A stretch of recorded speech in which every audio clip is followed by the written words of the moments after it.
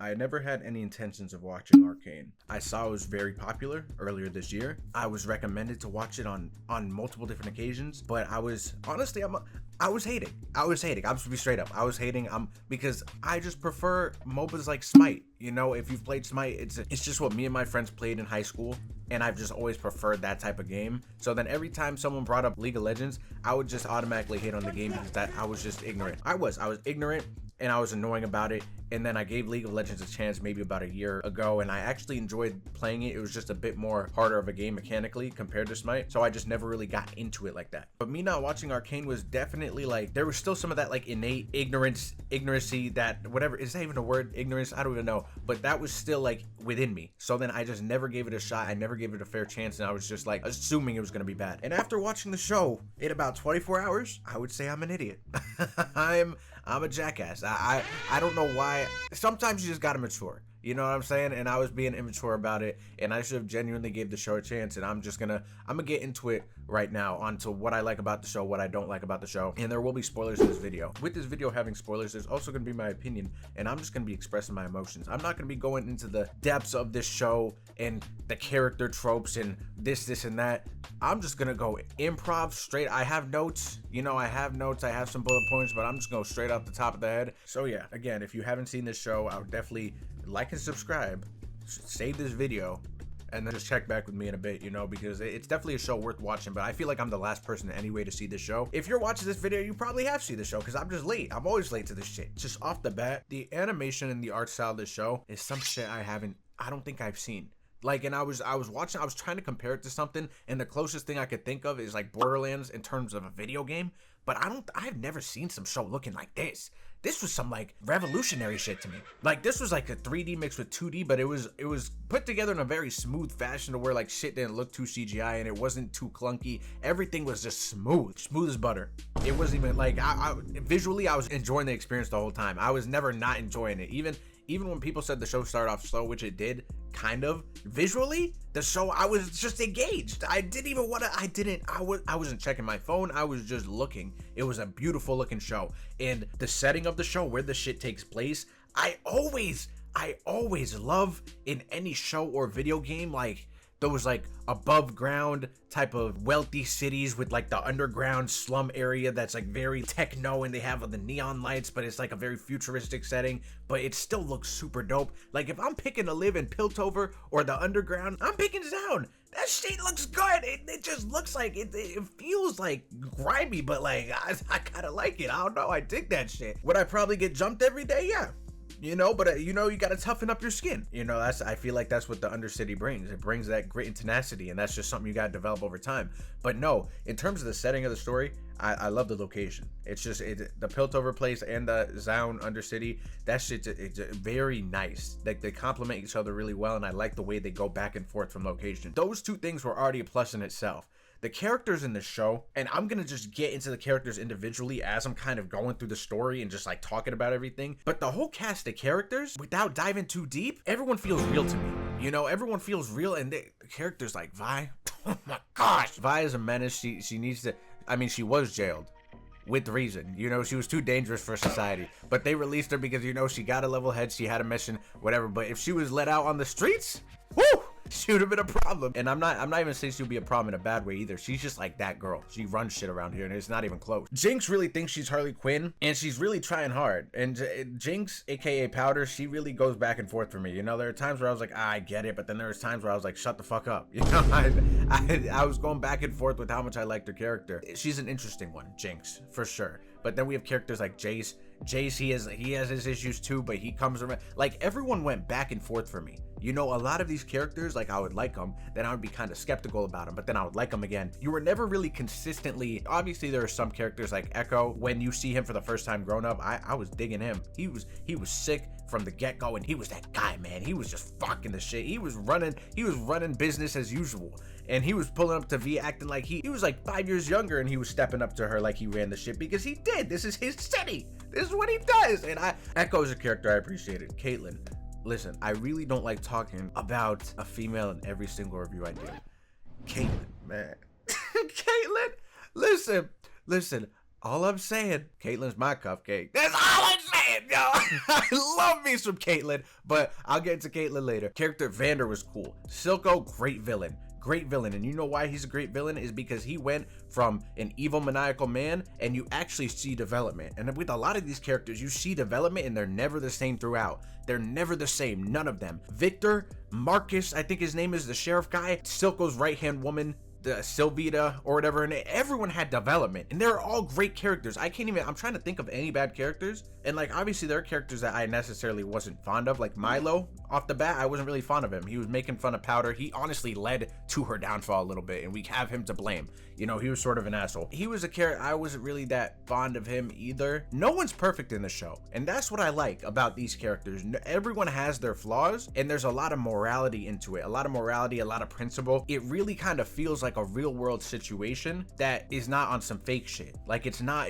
on some, obviously it's a fictional world with fictional characters, but I feel like they use real principles and real decision making, and it feels very organic with it, you know, and that's what I do appreciate with the characters. And no one really falls flat. Everyone has their own attributes that I like, and there are different things that I like with this one character compared to that character, but like it's just, it all meshes together really well. And then when you see that there's like 150 plus characters of League of Legends champions, and then I got shown the actual map of League of Legends, and you see all the locations, and we're literally just sitting on like a little peninsula of this big ass map of all these different locations where all these different champions are coming from. The possibilities with this show are endless. This shit could be fucking huge. It's like disgusting me. I'm just like excited, and I never thought I'd be excited for some League of Legends shit like this. As I was saying, animation, characters, all that shit, really good. Really good. Main point of my review videos typically entail the story, right? I usually just go through the story, give my opinions on the story, and sort of just go in a chronological order. I will admit, I started the story and it was a little bit slow, right? Obviously, we see the relationship between Vi, Powder, Milo, Clagger, Toilet Clogger, whatever his name is. But yeah, they go loot the place, whatever. They run to this dork, ends up becoming a problem later. I don't know why he couldn't just let them pass. It's always these stupid ass bullies. I mean, just like, listen. We get it. You think you're hard. You think you run this zone. Me personally, if I'm running a zone, I wouldn't want to be running this abandoned little lot. Okay? You got that, Deckard. Is that his stupid name? Deckard? You got this shit. Just let me be. Now, granted, if I'm Vi, I'm just gonna be like, here, take a doubloon, and I'm heading out of here. But they wanted to get to business, and she wanted to put on the gloves. Vi is just built like that. Vi, throughout this whole series, she was a threat in herself. Anytime she saw the opportunity to put a fist in someone's jaw, she took it. Fist, knees, it didn't even matter. But no, they had this little brawl, whatever. Powder loses the shit. Obviously, it becomes an issue, and then Vander is making deals with the Piltover. I'm just letting you know now, I'm going to be louder, because from this point on in the show, after Vander gets kidnapped, it's just madness. Genuinely. And I'm really not even trying to overreact, but I mean, we see the kids obviously try to sneak in the place. Silco obviously set this up, made it easy for them. He knew they were pulling up. He knew this was happening. Powder's MIA. They left her back at the house. He brings his whole staff, his whole arsenal of goons. He gathered them from all around the city at this point. There's about 40 people in here, all coming to stop these 3 kids. Vi, being the animal she is, puts on the gauntlets, stands up to this big ass dude. This big ass man who looks like he should have 50 to life in prison. Looks at him dead in the face, deflects his knife, gives him an uppercut of the fucking ages, right? I'm like, okay, Vi, stop. I'm already getting excited. Please just run it back. They start jumping her. They start jumping the girl, but she's dodging and weaving everything, taking him on 1v20. And it's not even, there's no contest here. While this is happening, Milo is folding. He's the one folding under pressure, even though he was talking shit about Powder earlier. So that's kind of hypocritical of you. That's all I'm saying. You're the lock picker and you can't even pick a fucking lock. But that's besides the point. Shout out to Vander for keeping him composed. Vi is getting blood on these gauntlets because she's really throwing this shit. She's got her set up. She's got her set up like she's Mike Tyson, weaving, bobbing. They're choking her out. They're doing this thing like a 12-year-old girl, and they're getting smoked. This was an absolute beatdown by Vi. She's already a threat. S-class. Vi's giving an uppercut, right jabs, right hooks from every single angle. It doesn't even matter. And then Silco's offering this dumbass shimmer shit to Deckard. I'm over this dork. They tried jumping them earlier. He already knew he got beat up, and now he's taking this supplement. He's basically taking steroids to go and beat Vi. Call of Duty zombie look. And the thing is, Vi is she's not even standing down either. She already took down 20, and she's the one that moves at him first. Running on full speed from the top fucking rope. She's trying to pull a WWE finisher, but she gets held up by his hand. Obviously, he's got some supplements in him. He's cheating. He's literally a cheater. But after that, they're kind of pushed against a wall, and but this Clagger kid, whatever, he's making progress with this, and they're actually about to get out. And I'm seeing Powder pull up. I didn't know this was gonna go as bad as it did. I really wasn't expecting death. I was not expecting this, and she's obviously using her gadgets, and she's using the Hex Tech ball that she got from Jace, who is like trying to convince the council this and that, but they're hating on Jace, right? They're hating on Jace. He can't even catch a break, but he's got to prove the haters wrong, but that's not what we're talking about here. So then she obviously got that from their little looting session. She blows his shit up like his Minecraft TNT. Vander ends up dying, obviously, with Milo and Clagger and whatever, and Powder. If there was a scene that was just funny overall, it was this one. Powder pulls up, she's like, yo, you saw that shit? I turned that shit out, you saw it. And then Vi's like, what? She's like, no, Vi, like I did this. Like this was me. Why you do? Vi smacks the shit out of her. And then Vi walks away. She wants to come back, but she gets pulled into the Shadow Realm by the sheriff. And then Powder's like, damn, she abandoned me, so then therefore I'm become evil. See, this is the part that kind of had me confused. It's like, listen, Powder, and I understand it to an extent, because it's like, if I'm sitting here and I'm in her position, my brother leaves me after I just killed everyone, I'd be upset too. But it's like instantly she just like gravitates towards Silco. He gives her a hug. I guess it's the first hug she received in a long ass time or some shit, even though I'm sure Vi hugged her earlier in that episode. And she's like, you know what? You're Papa. Like, I didn't understand that part. It was kind of a big ass switch, considering you may have been the one to deal the final blow to Vander, Milo, Clagger, or whatever, but Silco was the one that initiated this. This wouldn't even be happening if there wasn't a dispute between your dad, in quotation marks, and Silco. This is just Silco's fault overall, because he's not a good dude. Am I annoyed? Yeah, I'm annoyed. Grow up. What do you want me to say? But yeah, so then we have a time skip now. And the way this is paced is just so well. You know, it's really good. I think that was a perfect cutoff time for there to be a time skip and for there to be development behind the scenes that you don't even need to see, but you know happened. We pull up to the next segments. You know, Jace is getting his Hex Tech shit going. Shout out to him. He's doing great things in the world. And my girl Mel, Counselor Mel, she's rubbing me in some ways. Pause. Whoa. I'm not opposed. I'm really not, but that's not what I'm talking about here. But she was rubbing me in some ways that were like, is she good? Is she trying to be diabolical now? Or is she actually trying to help Jace and help his cause? Because she was an initial investor into his product in the first place. Basically, she trusted him just as Vector did, and just as Jace did himself. Heimerdinger was sort of the one that was not necessarily hating. He was just very hesitant on helping him. But yeah, now he's got this big empire of this Hex Tech shit, and it's really doing well for him. We find out that Vi is actually in prison, and then Caitlyn goes and takes her out because she's trying to basically get the little blue ball that Jinx got her hands on, and just learn about this Undercity, and like try to figure out how shit's operating, what's going on, and try to get to the bottom of everything, because like shit's starting to like hit the fan. And I will tell you one thing about Vi: she got straight out of prison and she was straight to boxing, because she does not care. She does not care who you are. She does not care what you do. She's throwing hands. She's throwing hands. She pulls up to the bar. Sylvia, Silkia, I don't give a fuck what her name is. She's done. Knee to the face, flying knee. And this Sylvia girl, she's rocking this shimmer arm. She's a robotic arm and shit. Vi is still, she was in prison punching balls. And she had her on the ropes too, but she just got distracted, and Caitlyn comes and saves the day. And Caitlyn and Vi's relationship, I really like it. And honestly, it may end up being maybe a relationship. I don't know, because the way Vi calls Caitlyn Cupcake, now granted, would I prefer it to be me? Of course, you know, call me Cupcake. I would love to. But no, I like their relationship, and you clearly see them develop, because they have to work together. But they work together in a way that's like a love-hate relationship that eventually just becomes a like-love relationship, and you love to see it. We're getting to the last part of this show, and this show kind of happened in like, it kind of felt like 3 or 4 different arcs, and they were like separated really well, and I feel like you could tell like when it's swapping from one main idea to the next. You know, it kind of felt like a 3-paragraph essay that was just a nice, well put together season. A lot of political troubles, you know. Mel's mom comes from like this different country, and she's causing some issues, trying to sway Jace's opinion to weaponize the Hex Tech, do all this shit. And then Jace is having a mental battle. He ends up kicking Heimerdinger off the council. Now, if there's one thing that irritated me in this whole entire season, was seeing Heimerdinger that sad. I genuinely was about to start crying. I went from loving Jace to dead ass hating him in a span of 3 seconds. His character as a whole, I don't hate his character. Don't get me wrong. But for that specific second, you do not get Heimerdinger that sad. That's a criminal act in itself. You should be jailed for at least 30 days. You know, he's the one that kind of sets you back from those impulsive decisions and makes you step back for a second and analyze your decisions. He's only trying to take the safe route, which obviously He has to be a little open-minded himself, but you can't just be kicking dudes off just because they don't agree with you like that. Heimerdinger is his dad in the science realm, and he just kicked him off the whole ass council. Echo captures Vi and Caitlyn. Vi convinces him that Caitlyn's good. They make a deal. Caitlyn goes with Echo to the bridge. And I think like the story was already going a little psycho. There was already shit progressing. It was already going a little nuts.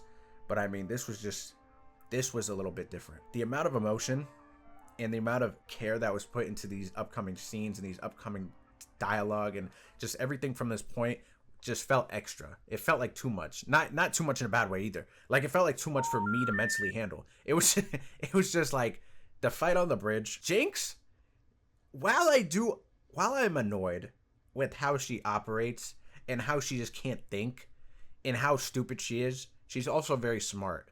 And when you see her, it's a normal ass scene sometimes, and you see that simple, it's go time. And there were a lot of good fights in this show, a lot. And I think this is a strong point of the show, really. It like the fighting in this show is top notch. The choreography behind it, animation style, art style, it's top fucking, it's great. Oh my, this fight may be the best in the show, you know. Couple fights later on, they were good.